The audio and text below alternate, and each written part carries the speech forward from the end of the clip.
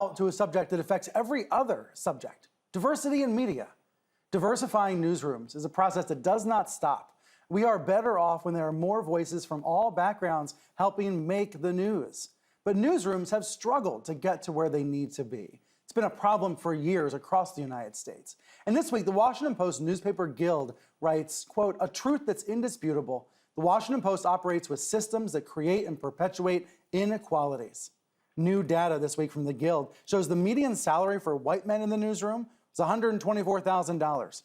For black women, 24% less. That's $95,000. Ruchika Tulshyan is the CEO of Candor, a group that works with organizations to create diverse teams. She's also the author of Inclusion on Purpose, an intersectional approach to creating a culture of belonging at work. Ruchika, welcome to the program. Thanks so much, Brian. This is a snapshot into one of the biggest newsrooms in the U.S. and how much it still has to do. The Guild says the Post does seem to be making a real effort to hire more people of color, but the paper's having trouble keeping them, retaining them. Why is that, and what does that say about newsrooms making progress on diversity? Yeah, so Brian, actually, I think it's an issue across every aspect of the life cycle of hiring and retention, right? Like, firstly, obviously, salary inequity, huge issue. We're just hearing about when you take an intersectional approach, for Black women, salaries are 24% less than white men, right, in comparable roles. Huge issue already. When you even think about how you enter the industry, journalists are anyway already paid really low wages unless you make it right to those superstar roles. You get in through unpaid internships. Your personal network is the way to get in. I'm a former business journalist, so I know this game really well, unfortunately.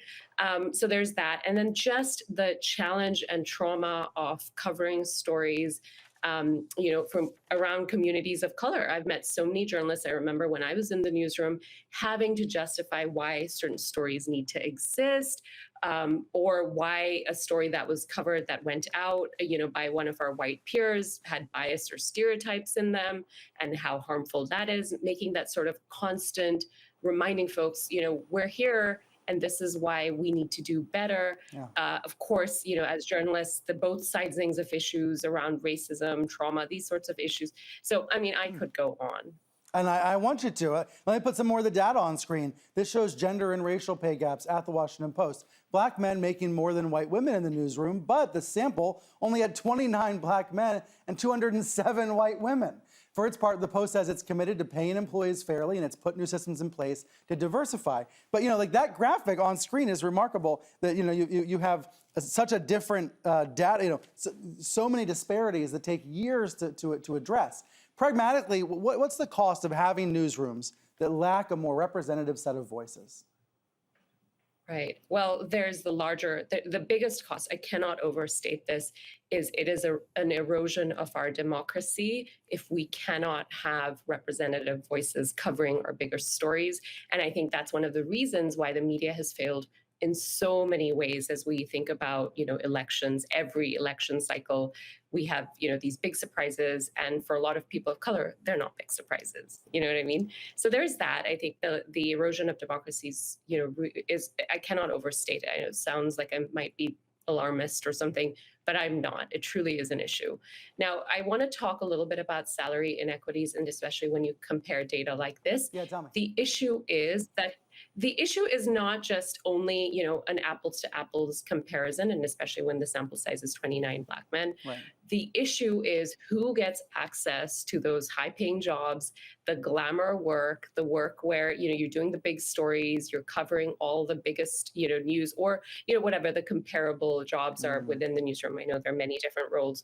And so I think one thing that we really need to talk about, not only just the apples to apples comparison, of course, it's ridiculous if anyone makes less money for doing the same job as their white male peer, right? That's obviously ridiculous. But I think the other more insidious issue that folks don't talk about is that opportunity gap. What does it look like when you come in, same credentials or similar credentials, you've had great experience, and yet you constantly get passed over for those glamour opportunities? And research shows women, people of color get assigned what's called office housework, right? And this means all the non-glamorous work. We know what it looks like in every industry. I certainly remember what it looks like when I was in the media. And having to do that, it's important work, keeps the lights on, keeps things running smoothly. You are not going to get an award for it. You're not going to get a promotion for it. Huh. You know, another thing that's ridiculous is that a lot of news outlets don't even share the data. I was just pulling up this headline. It's up on Neiman Lab this week. There are a lot of newsrooms in this country that get these surveys every year about diversity, where they're asked to share a wide variety of numbers about their staffs, and they don't even submit it. Most outlets don't even submit the data. So at least the Washington Post, Guild, because it's a union, so they're sharing this transparently. We get some snapshots into some newsrooms, but then there's all these other newspapers and network outlets that don't even share the data. Yeah, and that is very, very harmful. And I think that is one of the reasons why the industry has been able to continue this way. I remember reading a study a couple of years ago that the media essentially is whiter than many other comparable large industries. And one of the big reasons is because the data is not available. And there's very little discussion that you can have towards meaningful change unless you really face up to the issues. And when you measure it and when you're able to look at those numbers, they're stark, they're hard, they're cold, that's when you can hopefully start to make change. Ruchika, thank you very much for being on the program today. Nice talking with you. Thanks, Brian.